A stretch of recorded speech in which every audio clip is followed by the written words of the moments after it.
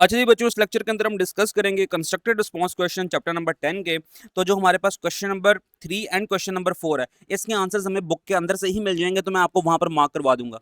इसके अलावा जो 10.1 है, 10.2 एंड 10.5 है, इसके आंसर्स मैं आपको लिखवाऊंगा बिल्कुल आसान सिंपल इंग्लिश के अंदर। और ऐसा आंसर लिखवाऊंगा कि जब आप बोर्ड के पेपर में उसको लिखेंगे तो आपको 2 में से 2 नंबर भी मिलेंगे। अब हम स्टार्ट करते हैं 10.1 से। कहता है why do bridges need expansion joints. जो पुल होते हैं उनको एक्सपेंशन जॉइंट्स की जरूरत क्यों पड़ती है, but the glass jar with metal lid do not. कहता है कि हमारे पास गिलास का जार है, उसके ऊपर मेटल का ढक्कन लगा हुआ है, इसको एक्सपेंशन जॉइंट की जरूरत क्यों नहीं पड़ती है, पुलों को क्यों पड़ती है। इवन तो बोथ एक्सपीरियंसेस टेम्परेचर चेंज। कहता है दोनों को ही टेम्परेचर चेंज का सामना करना पड़ा है, ब्रिजेस को भी और इस glass jar with metal lid को भी। Discuss in term of nature of thermal expansion. कहता है थर्मल एक्सपेंशन का जो कॉन्सेप्ट है उसको ध्यान में रखते हुए आप इस सवाल का जवाब दो। तो हम कहेंगे कि ब्रिजेस आर, यहां पर अगर आप आंसर देखो, bridges are huge concrete and steel structures. अब जो पुल होते हैं वो बहुत ही बड़े कंक्रीट के और स्टील के बने हुए स्ट्रक्चर होते हैं, that undergoes massive overall expansion due to their large initial length. चूंकि इनकी ये बहुत बड़े स्ट्रक्चर हैं, इनकी इनिशियल जो लेंथ है वो बहुत ज्यादा होती है, और जब इनके ऊपर एक्सपेंशन थर्मल एक्सपेंशन होगी तो इनकी लेंथ भी बहुत ज्यादा इंक्रीज करेगी, खातिर खा इंक्रीज करेगी।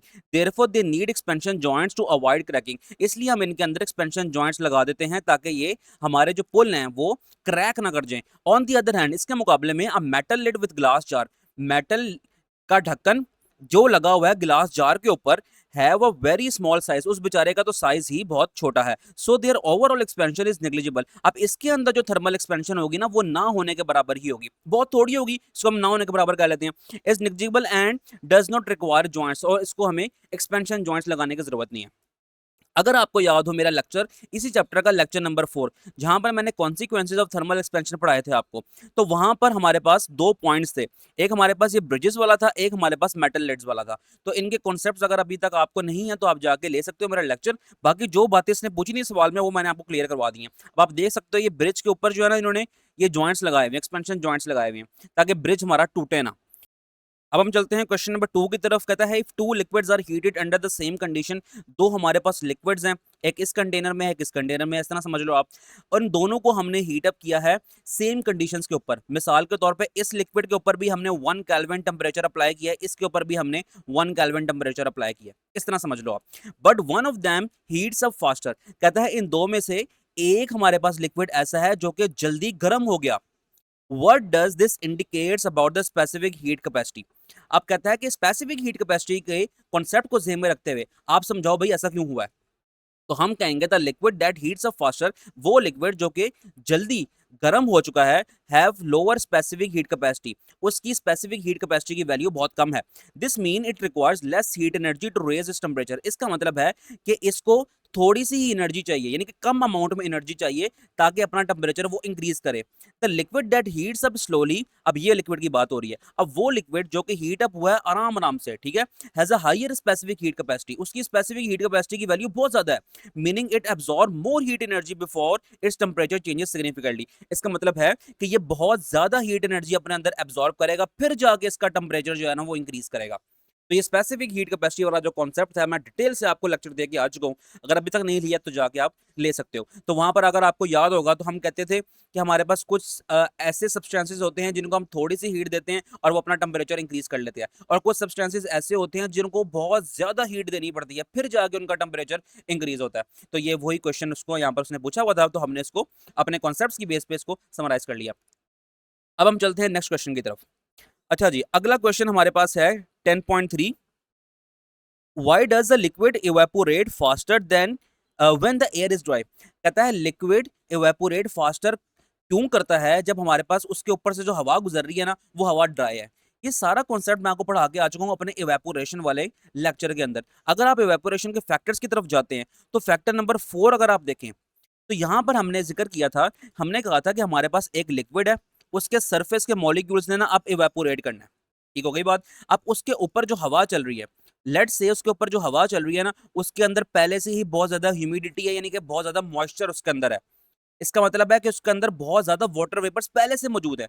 अब जब हमारे इवेपोरेटेड वाटर वेपर्स इस हवा में शामिल होना चाहेंगे, तो ये इस चूंकि इस हवा की अब कैपेसिटी ही खत्म हो चुकी है मजीद वाटर वेपर्स अपने अंदर एब्जॉर्ब करने की, तो इसलिए हमारे इवेपोरेटेड मॉलिक्यूल्स इसके अंदर जा नहीं पाएंगे, तो इवेपोरेशन स्लो हो जाएगी। अच्छा, इसके मुकाबले में अगर हमारे पास हवा है जो कि बिल्कुल ड्राई एयर है, उसके अंदर बहुत ज्यादा वाटर वेपर्स एब्जॉर्ब करने की कैपेसिटी है, तो वो जल्दी जल्दी हमारे इवेपोरेटेड वाटर वेपर्स को अपने अंदर एब्जॉर्ब करेगी और रेट ऑफ इवेपोरेशन भी इंक्रीज होगा। तो ये सारी बातें मैं आपको कॉन्सेप्चुअली समझा के आया हूं और आज मैंने रिवाइज भी करा दी है।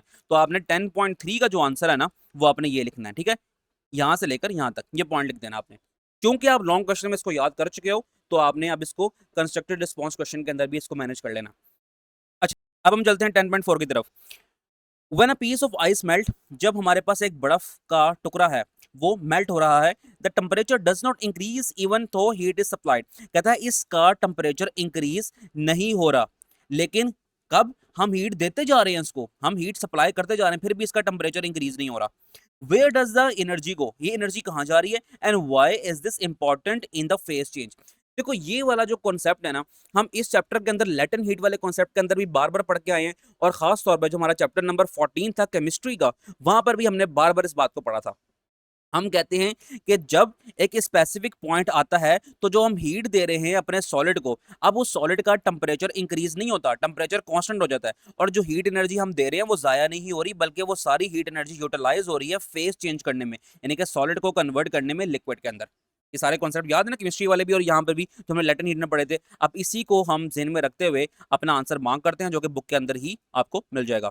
अगर आप जाएं अपने पेज नंबर 13 पे, जहां पर लेटेंट हीट ऑफ फ्यूजन लिखा हुआ है, वहां पर आप यहाँ से मार्क करें वन अ सॉलिड मेल्ट से, यहाँ से लेकर मेल्टेड तक आप इसको मार्क कर लें। और इसने एंड पे पूछा है कि ये इंपॉर्टेंट क्यों है, तो हम कहेंगे it is important because it always complete it allows complete face change without changing the temperature.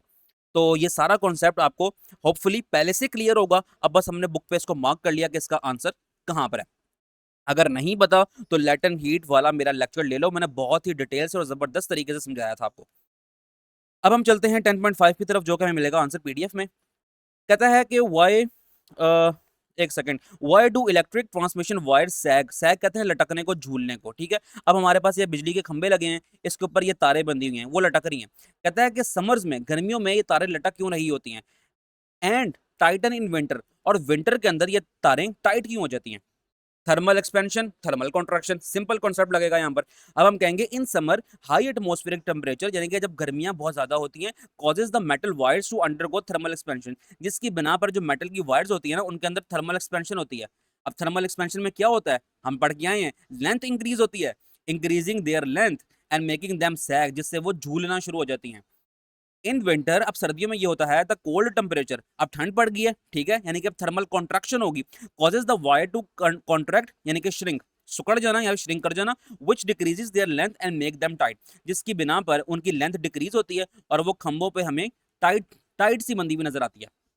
तो होप सो आपको ये कॉन्सेप्ट भी समझ आ गया होगा। थर्मल एक्सपेंशन थर्मल कॉन्ट्रैक्शन का कॉन्सेप्ट है, तो आपको समझ तो है, पहले से लेक्चर्स आपने लिए हुए, तो ये भी अब आपको आंसर इजी हो गया होगा। अब इनको आप नोट करें, ये परफेक्ट आंसर है बोर्ड में लिखने के लिए, इन्हीं को याद करें। अगर नहीं दिल करता तो कॉन्सेप्ट तो आपको क्लियर हो चुका है, आप खुद से भी लिख सकते हैं।